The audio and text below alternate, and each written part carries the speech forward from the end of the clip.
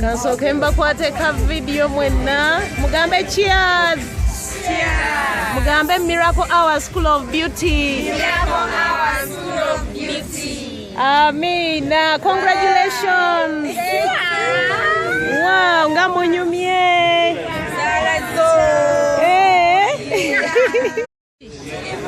Congratulations. From which school are you? Ani artisani wa mwe. Mwe bale kuangula. Mugambe muno thank you to you Urdti. Thank you to Urdti. Amina. Wow. Nga bakujjeewo so abalala funa gawuni tugere nga tufuna gawuni osigede twongera okwebaza baganda baffe aba Urdti Uganda Road Development Technical Institute abatadde ssente mu baana bano okubeera nga babanguka mu mirimu egitali kimu na kimu obe mugenda okubeera nga mubiraba. Asante sana.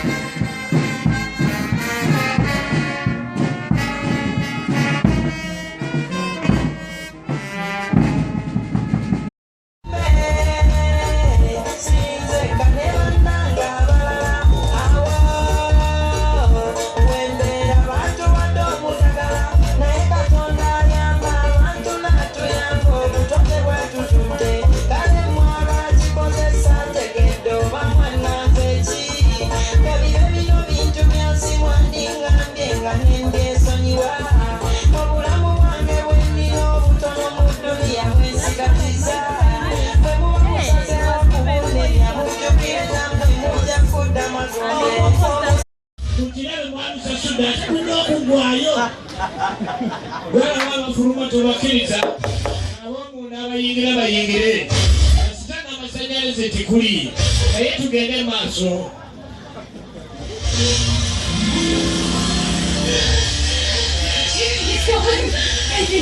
eyo yegone gye bayita supageta super alligator supageta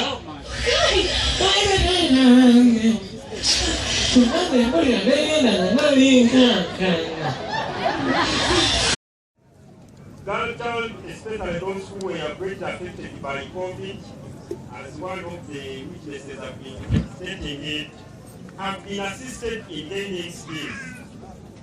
Employment opportunities have been created. Nawe tukwaniriza ssebo webale kujja abakulu abavudde ku town council tubaniriza webale kujja abakulu abalala bonna ba artisans mwebale kujja ku mukolo guno abazadde baffe abalungi nabo mwebale kujja ba graduants mpulidde abamu babayita bayizi temukyali bayizi ate temunafuuka graduates esaawa eno muli ba graduants mu institution zino endala tugenda netwalayo abaana ne bamala nga balina okusoma emyaka ebiri olusoma omwaka gumu gonna bagumulako nga bali mu theory ne bakomata omwaka ogwokubiri ne batandika okukwatako okutuluzi ne machines ne guggwako nga skills tebazifunye bulungi ne babakwata ne babasindika mu workshops ne farms kyebayita internship ekitegeeza nti mu workshops ne farms gye bagenda okufunira obukugu buno kati twagamba nti obukugu buno buli mu workshops abo zisigala zikola ate ne tubongera ne ssente ne bazongera mu workshop ne beeyongera okukulaakulana. Ngenda kubawa akazindaalo oyogere erinnya lyo kyokola ne gyokolera oba erinnya lyo kyotendeka ne gyotendekera byokka toyongera ng'okuba eryamukeeka sejjere. Nze John Baptist Niyonzima ndi mukugu mu byokulima n'okulunda. Urdti ntendeka ebyokulunda embizzi n'enkoko. Kale ntire n'akatendeka abantu 40 nga abasooka baali 5 mu kiseera kya COVID Kiboga Town awo ku New Revival Miracle Center ekyemanga w'eddwaliro eddene era n'akatraininga abaana 45 twe twatandika n'abasatu bali aba COVID. Neebaza Katonda nti abaana bange bonna bamazeeko ate tubadde successful mu bye tubadde tukola. Tubaza Urdti olw'otuyimirirawo. Natandika ne saluuni emu nga y'abakyala bokka kati nina 2 n'ey'abaami. Bingi byatuleetera ebituyo eby'ennyonyo ebyabikoleera emizaani okupima omukkiriza abatooka batwine mukannyo wekwaze kuyo yenna kubanga gyakujja kale wala nnyo yanzije kale wala nnyo wala nnyo ani yali amanyi tyobaseesalire nifuga nkasente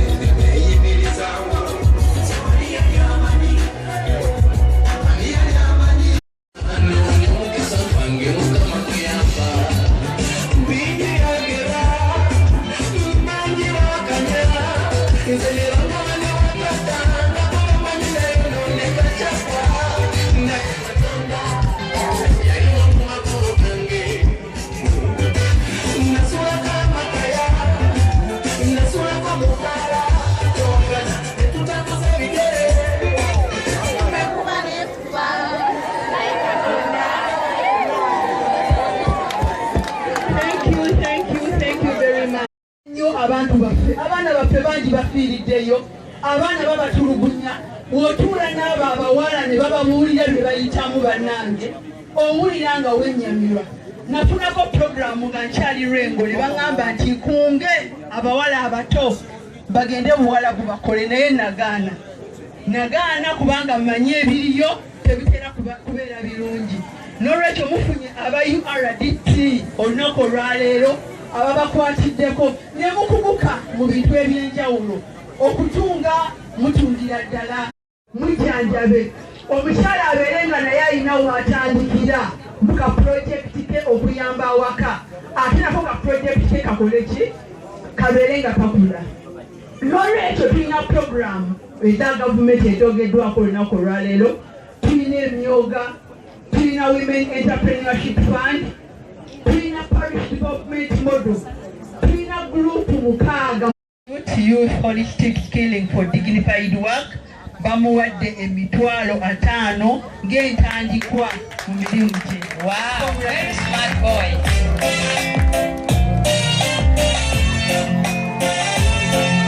Anabikiriza tabitegeera.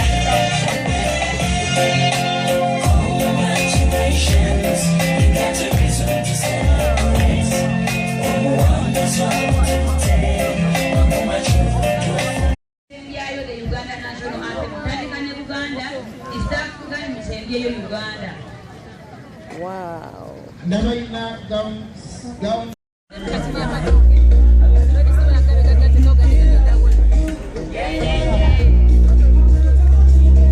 Mwebale kufumba chimere. Baba itabani? Good taste Kiboga. Okay, good taste Kiboga. Wow. Mwebale kufumba bambi chimere. But good taste. Now